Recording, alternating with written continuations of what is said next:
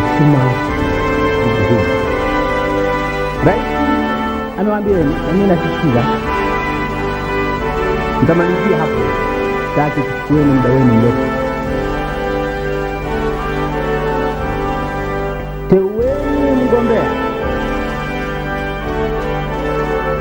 ambaye atakidhi matarajio ya wananchi.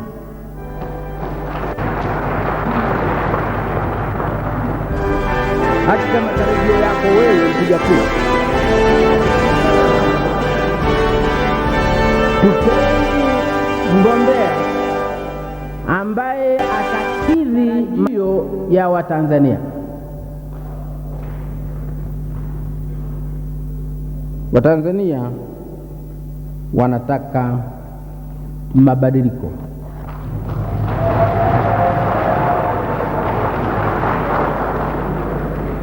Wasipoyaona, wasipoyapata ndani ya CCM, watayatafuta nje ya CCM.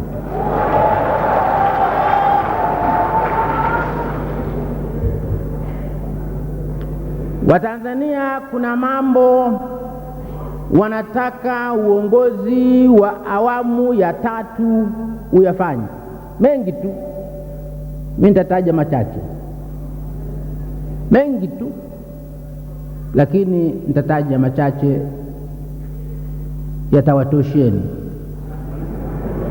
La kwanza nitataja manne. La kwanza, Watanzania wamechoka na rushwa.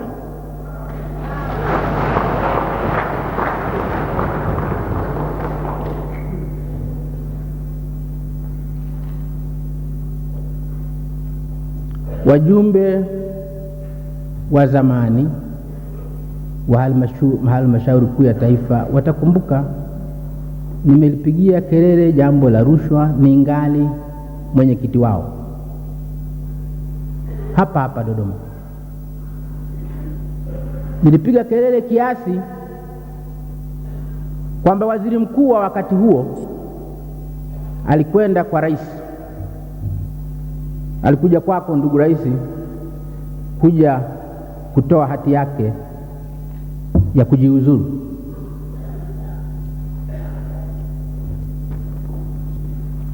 Sasa hivi hali ya rushwa ni mbaya zaidi nchini. Wasaidieni wananchi kudili nayo. Mgombea mtakaye mteua lazima tumtetee, wote tumtetee. Lakini inatakiwa ukiulizwa swali, huyu atatusaidia kupiga rushwa vita, jibu litoke ndani ya roho yako. Hapana hapa tu kwamba ndiyo anaweza.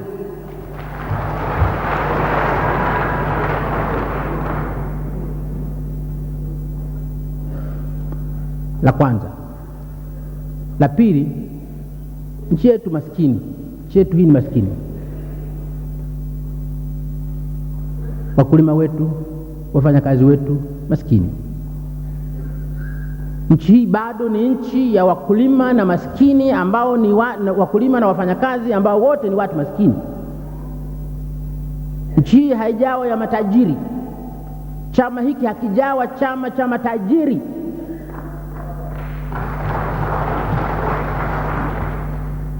Tunataka tuendelee kushughulika na umaskini wa watu wetu. Tushughulike kwa dhati na matatizo ya wananchi, ya uchumi wao, hali yao ya uchumi, hali yao ya viwandani, hali yao ya mashambani, hali yao ya shuleni, hali yao ya hospitalini. Tunataka kuona hakika kwamba mtatuteulia mtu ambaye ukiulizwa swali, huyu anajua kwamba nchi hii ni nchi, bado ni nchi ya maskini,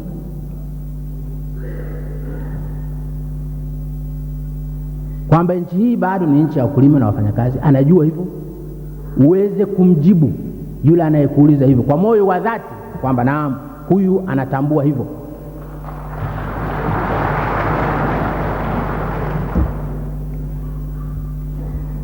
Sasa hivi katika nchi yetu, nataja la tatu, watu wameanza kutuzungumzia udini. Tulikuwa hatuzungumzi mambo ya udini katika nchi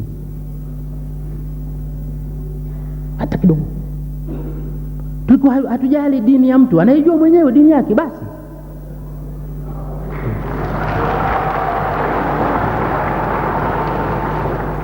Haikuwa haiji katika akili yetu kwamba tunapompima mtu tumchague huyu tumfanye rais au tumfanye nani, tunauliza dini yake. Hatuulizi hata kidogo. Tulikuwa hatuulizi hata kidogo. Dini inatuhusu nini sisi?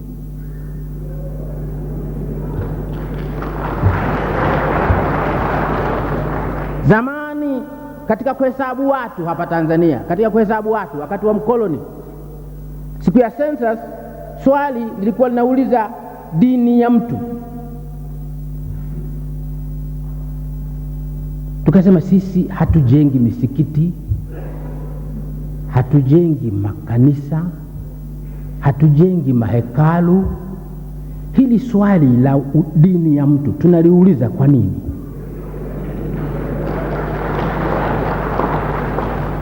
Linatuhusu nini? Tunataka kujua umri wa watu, kwa sababu hiyo ina maana. Tunataka kujua kama watu wanajua kusoma na kuandika, hiyo ina maana. Tunataka kuuliza mambo ambayo serikali inayataka. Kama maimamu wanataka kuuliza, wanataka kujua Waislamu wangapi, watafute wao. Sisi inatuhusu nini? Kama maaskofu wanataka kujua wana Wakristo wangapi, watafute wao. Si wanakuja makanisani kuungama, waulize.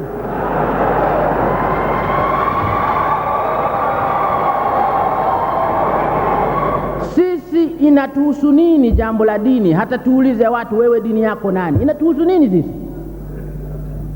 Hiyo ndio ilikuwa Tanzania tunayojaribu kuijenga.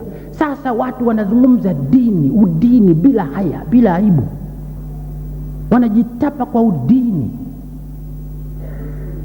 Tunataka mtuchagulie mgombea ambaye atatusaidia kuondoa mawazo haya ya kipumbavu katika nchi yetu.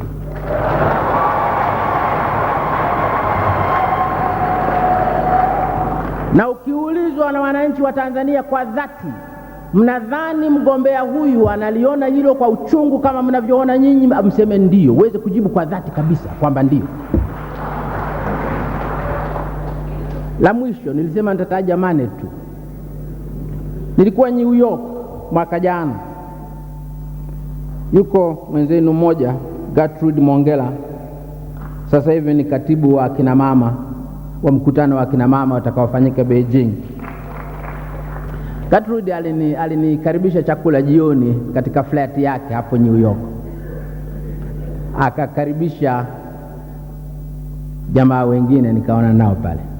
Wakati tunakula, mama mmoja wa Kiganda ambaye anafanya kazi hapo kaniambia, mzee, mimi nilikuwa nafanya kazi katika Jumuiya ya Afrika ya Mashariki. Wakati tunafanya kazi katika Jumuiya ya Afrika ya Mashariki, sisi watu wa Uganda tulikuwa tunajuana kwa makabila yetu na tunatajana kwa makabila yetu. Watu wa Kenya walikuwa wanajuana kwa makabila yao, huyu Mkikuyu, huyu Mjaluo, huyu Mluhya, na wanatajana kwa makabila yao. Watu wa Tanzania walikuwa kabisa hatujui makabila yao.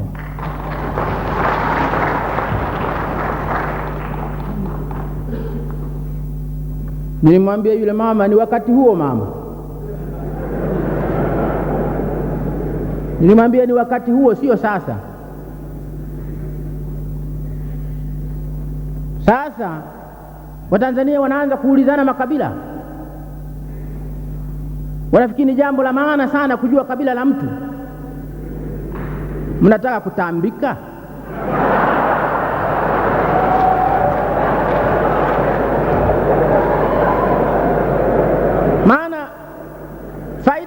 baada ya makabila iliyobaki ni kutambika tu basi.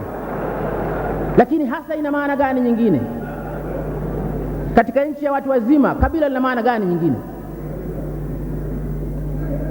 Tukifanya mitambiko pale Butiama pale tunafanya tu, mimi niko karibu pale na chaka letu ambapo ndipo Mungu wa Tiama wale anakaa. Lakini kabila hasa Tanzania ya leo inazungumza kabila.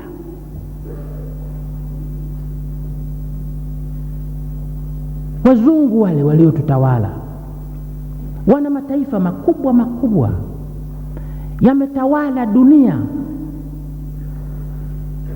Leo wanaviona vitaifa vyao vile ni vidogo mno, wanaungana. Waingereza na jeuri yao yote wametawala dunia. Wafaransa na jeuri yao yote wametawala dunia. Wajerumani na jeuri yao yote wameipiga Ulaya. Leo wanaungana kuwa taifa moja. Nyinyi Waswahili, vinchi vidogo vidogo hivi vya watu 27 milioni, mnazungumza makabila.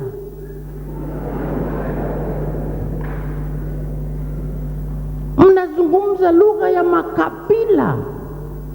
Mtu ingize katika karne ya 21 mnapanda basi la makabila.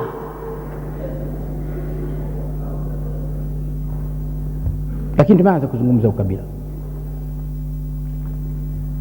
Tunataka mtuchagulie mtu ambaye anajua kwamba huko ni upumbavu na ni hatari huko.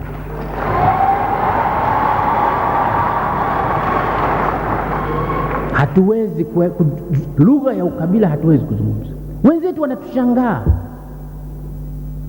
Wenzetu majirani, sisi ndio ilikuwa mfano wao. Mbona Tanzania hawazungumzi ukabila? Sisi tunazungumza ukabila. Mfano wao ilikuwa ni Tanzania.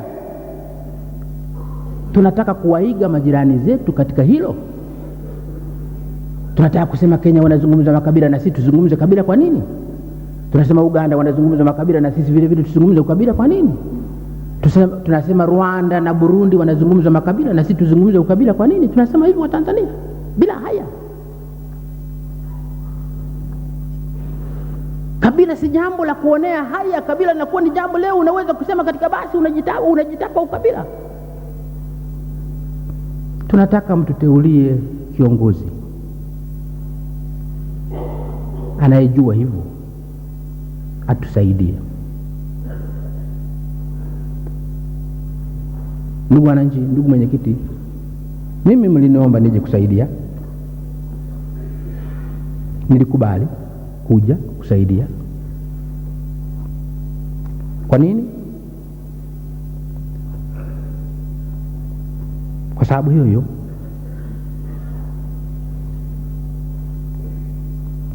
tunataka nchi yetu ipate kiongozi safi. Kiongozi safi hawezi kutoka nje ya CCM.